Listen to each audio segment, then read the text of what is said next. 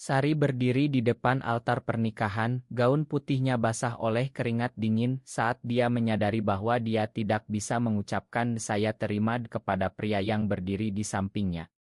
Tiba-tiba, pintu gereja terbuka dengan keras, dan Aulia, petugas pemadam kebakaran yang pernah dia benci, berlari masuk sambil berteriak nama Sari, menyebabkan seluruh keluarga terkejut dan pernikahan itu batal seketika.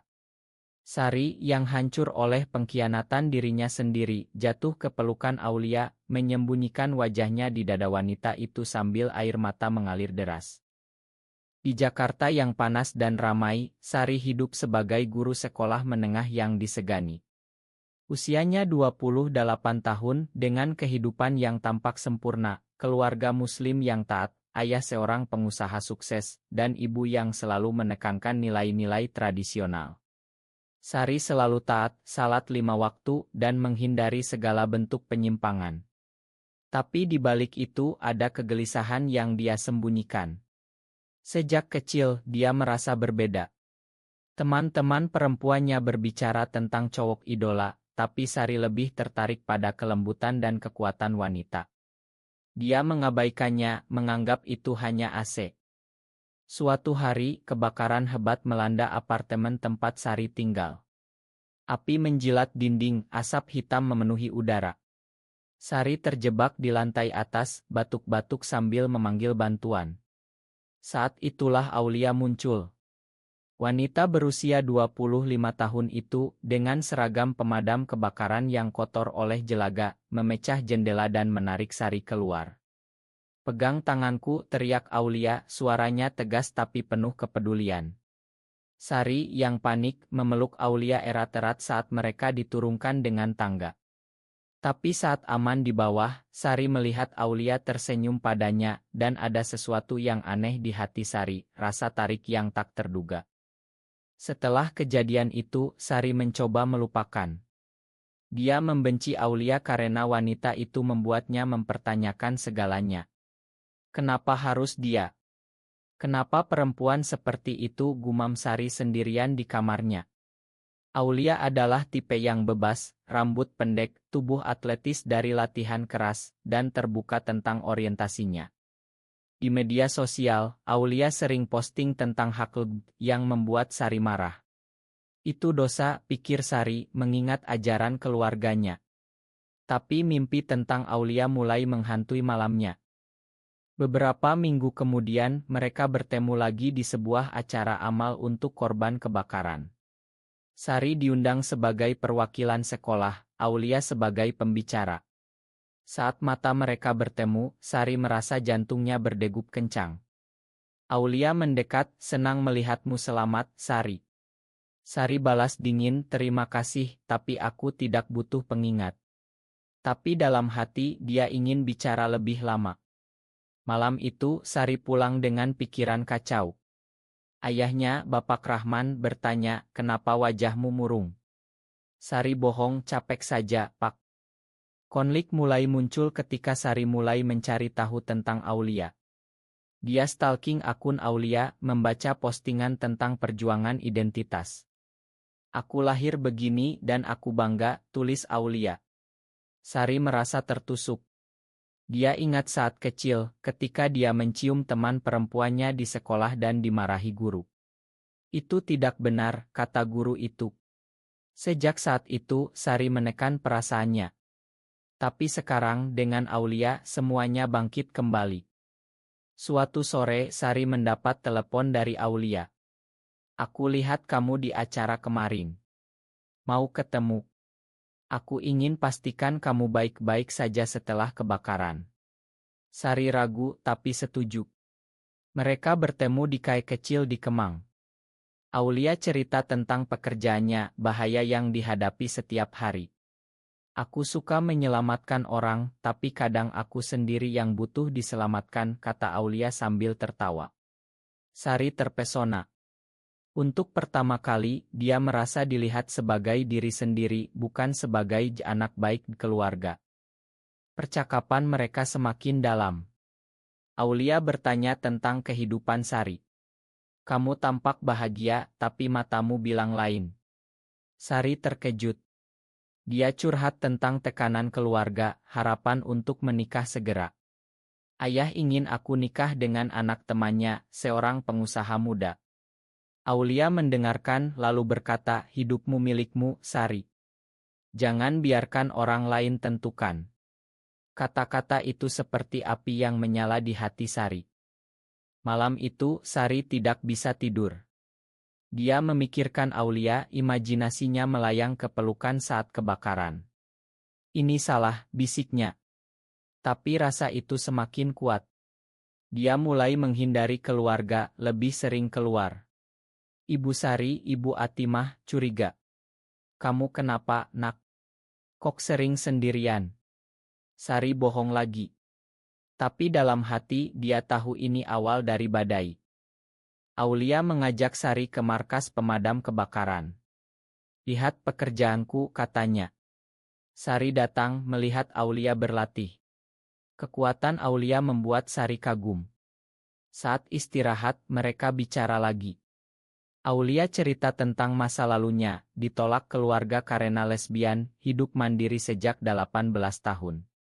Aku bayar harganya, tapi aku bebas. Sari iri. Aku tidak bisa seperti itu. Keluargaku akan hancur. Pertemuan itu membuat Sari semakin dekat dengan Aulia. Mereka mulai bertemu rutin berbagi cerita. Sari merasa hidup untuk pertama kali. Tapi rasa bersalah muncul. Di masjid saat salat, dia merasa Tuhan marah. Ampuni aku, doanya. Tapi hati tak bisa bohong. Suatu hari, teman Sari, Lina, melihat mereka bersama. Lina yang konservatif bertanya, kamu dekat dengan perempuan itu? Dia kan? Aneh. Sari marah, dia temanku. Tapi Lina curiga dan gosip mulai menyebar di lingkungan. Akhir Ilehiji, Sari menerima undangan makan malam dari Aulia. Dia pergi dan di sana Aulia mengaku, aku suka kamu, Sari. Sari terdiam, hati bergejolak. Sekitar sarbut. Sari pulang dari makan malam itu dengan pikiran berputar-putar. Pengakuan Aulia seperti bom yang meledak di dada. Ini tidak boleh, gumamnya sambil menyetir di jalan raya Jakarta yang macet. Tapi bayangan senyum Aulia menghantui. Malam itu, dia bermimpi tentang mereka berdua, berjalan tangan bergandengan di pantai Bali, jauh dari mata masyarakat.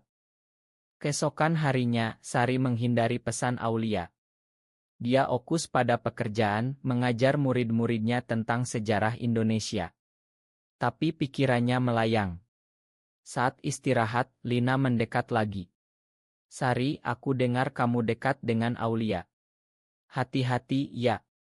Orang seperti itu bisa bawa pengaruh buruk. Sari kesal, apa maksudmu? Lina bisik, kamu tahulah, dia suka sesama jenis. Itu haram. Sari merasa marah bercampur takut. Jangan bicara sembarangan, balasnya, tapi dalam hati, dia tahu Lina benar tentang Aulia. Aulia tidak menyerah. Dia kirim pesan, ma kalau aku terlalu cepat. Tapi aku jujur. Sari baca berulang kali, lalu balas, kita teman saja. Tapi itu bohong. Dia ingin lebih. Akhirnya, mereka bertemu lagi di taman kota. Aulia tampak sedih, aku paham kalau kamu takut. Aku pernah di posisimu. Sari curhat, keluargaku tidak akan terima. Ayah akan usir aku. Aulia pegang tangan Sari lembut, kita bisa pelan-pelan. Hubungan mereka mulai berkembang diam-diam, mereka bertemu di tempat tersembunyi, seperti kai kecil atau taman malam hari. Sari merasa bahagia, tapi juga tersiksa. Setiap kali pulang, dia lihat wajah ibunya yang khawatir. Kamu pacaran ya, nak? Tanya Ibu Atimah. Sari geleng, tidak, Bu. Tapi rasa bersalah makin besar. Suatu hari, ayah Sari mengumumkan, kamu akan dijodohkan dengan Andi, anak Pak Hadi. Dia baik, beragama. Sari terkejut, tapi Pak, aku belum siap. Bapak Rahman marah, kamu sudah 28, Sari. Jangan buat malu keluarga. Sari menangis di kamar, lalu hubungi Aulia. Aku tidak bisa, katanya. Aulia datang memeluk Sari di mobil. Kita lawan bersama, bisik Aulia. Tapi konflik semakin dalam. Lina yang curiga ikuti Sari suatu malam. Dia lihat Sari dan Aulia berpelukan. Lina syok lalu cerita ke Ibu Atimah. Bu, Sari dekat dengan perempuan lesbian. Ibu Atimah marah, konfrontasi Sari. Benarkah? Kamu bikin malu keluarga. Sari nangis, Bu, aku cinta dia. Ibu tampar Sari, itu dosa. Bertobatlah. Sari hancur. Dia putuskan hubungan dengan Aulia. Kita berhenti, katanya lewat telepon. Aulia terluka, kenapa? Karena keluarga. Sari jawab, ya aku tidak bisa bayar harganya. Tapi setelah itu, Sari merasa kosong. Dia mulai minum obat tidur untuk lupakan. Beberapa minggu kemudian, kebakaran lain terjadi di sekolah Sari. Aulia datang sebagai pemadam. Mereka bertemu lagi, Aulia selamatkan murid-murid. Sari lihat Aulia terluka, luka bakar di lengan. Sari datang ke rumah sakit, makan aku. Aulia tersenyum lemah, aku selalu ada untukmu. Hubungan mereka bangkit kembali, tapi lebih hati-hati. Sari mulai membaca tentang Islam dan mencari jawaban.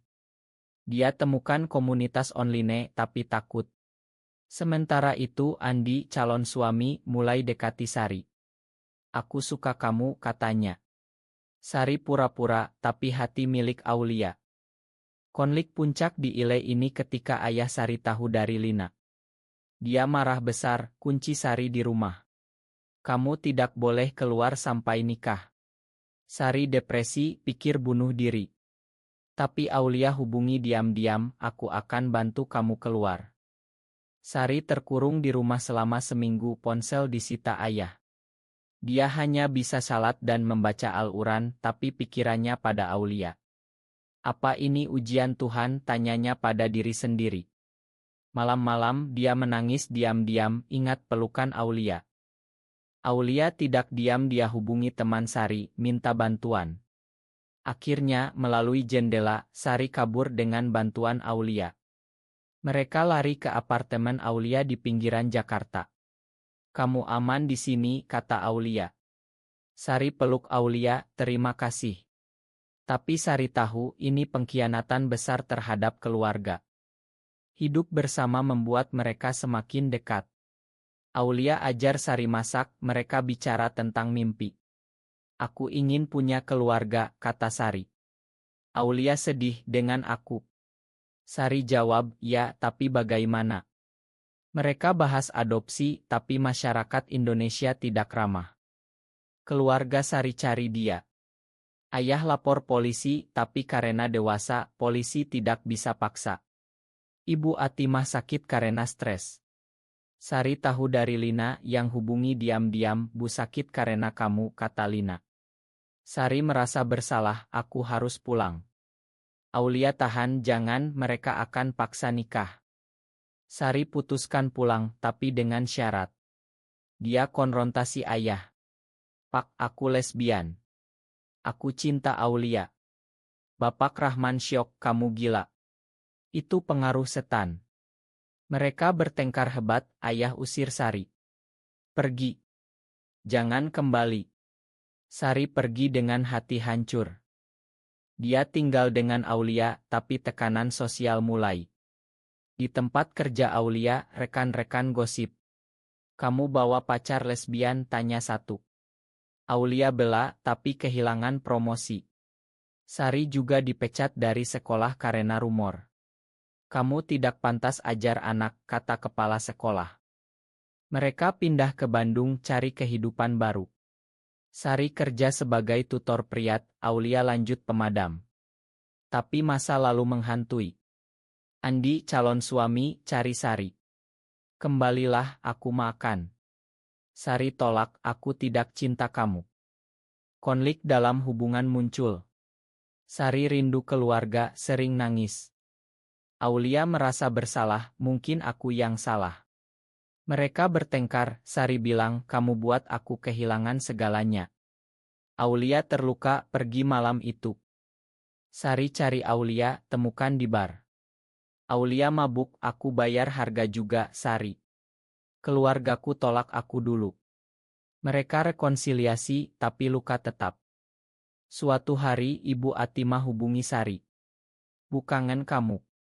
Sari datang diam-diam, mereka bicara. Ibu bilang Bu tidak setuju, tapi Bu cinta kamu. Sari nangis, makan aku, Bu. Tapi ayah tetap keras. Dia ancam kalau kamu kembali dengan perempuan itu aku putus hubungan. Sari pilih Aulia, tapi hati terpecah. Berita kebakaran menyebar di Sari lihat Aulia dibawa ke rumah sakit, luka parah. Dia buru-buru ke sana, Aulia. Aulia sadar lemah, aku baik-baik saja. Tapi dokter bilang luka bakar serius, butuh operasi. Sari jaga Aulia hari-hari. Ini membuat Sari sadar betapa dia cinta Aulia. Jangan tinggalkan aku, bisik Sari. Aulia jawab, aku janji. Keluarga Sari tahu dari berita. Ibu datang ke rumah sakit, lihat Sari pegang tangan Aulia. Nak, ini apa? Sari jawab, ini cintaku, Bu. Ibu menangis, tapi duduk di samping. Bu tidak paham, tapi Bu lihat kamu bahagia. Ayah akhirnya datang, dipaksa ibu. Dia lihat Aulia yang selamatkan nyawa orang.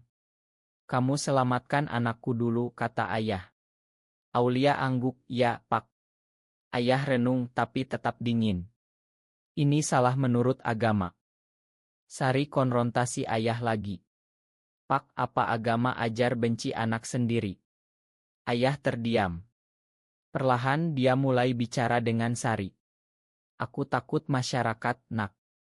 Apa kata tetangga? Sari jawab, lebih penting keluarga bahagia. Aulia pulih, mereka kembali ke Jakarta. Tapi masyarakat tetap keras. Teman-teman tolak Sari, gosip di masjid. Sari ikut komunitas temukan dukungan. Tapi ada pengkhianatan, Lina, teman lama, posting di media sosial tentang Sari, sebut penyimpang. Sari ditnah, kehilangan murid tutor. Aulia juga hadapi masalah. Atasannya diskriminasi, kamu tidak cocok di sini. Aulia lawan tapi kalah. Dia resign cari kerja baru. Hubungan mereka diuji. Sari depresi, mungkin kita pisah. Aulia marah setelah semua ini. Mereka bertengkar besar, Sari pergi ke hotel sendirian. Di sana Sari renung. Dia ingat semua pengorbanan, kehilangan keluarga, pekerjaan, teman. Apa worth it? Tapi ingat kebahagiaan dengan Aulia, dia kembali.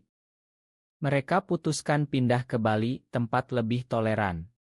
Sari mulai bisnis online, Aulia kerja di resort sebagai penyelamat pantai. Tapi masa lalu datang lagi. Ayah sakit, serangan jantung. Sari kembali jaga ayah. Ayah minta maaf, aku salah, Nak. Aku takut kehilanganmu. Sari makan, aku juga, Pak. Keluarga mulai terima pelan-pelan. Ibu undang Aulia makan malam. Terima kasih selamatkan Sari, kata ibu. Aulia tersenyum. Tapi tidak sempurna. Masyarakat masih jude. Tahun berlalu, Sari dan Aulia hidup bersama di Bali. Mereka punya rumah kecil, Sari ajar online, Aulia selamatkan turis. Hubungan mereka kuat, tapi luka masa lalu tetap. Suatu hari, Sari dapat undangan pernikahan Lina. Dia pergi bertemu teman lama. Lina minta maaf, aku salah dulu. Sari makan tapi ingat pengkhianatan. Kembali ke Bali, Sari bicara dengan Aulia tentang masa depan. Kita ingin anak. Aulia jawab, mungkin adopsi. Tapi hukum Indonesia sulit. Konflik terakhir muncul ketika ayah Sari meninggal. Di pemakaman, Sari lihat saudara-saudaranya jude Aulia. Dia tidak pantas di sini, bisik satu. Sari bela, dia keluargaku. Setelah itu, Sari tulis buku tentang perjuangannya jadi aktivis hak. Aulia dukung tapi khawatir bahaya. Ada ancaman dari kelompok radikal. Puncak ketika demo hak di Jakarta, Sari bicara. Aulia lindungi dia dari serangan. Mereka selamat, tapi Aulia luka lagi. Di akhir, mereka duduk di pantai, pegang tangan. Kita bayar harga mahal, kata Sari. Aulia jawab, tapi kita dapatkan kebebasan. Kisah ini mengajak kita bertanya, apakah mencintai seseorang yang salah menurut masyarakat selalu berarti pengkhianatan terhadap nilai-nilai keluarga, atau justru itu adalah bentuk keberanian sejati yang patut diperjuangkan?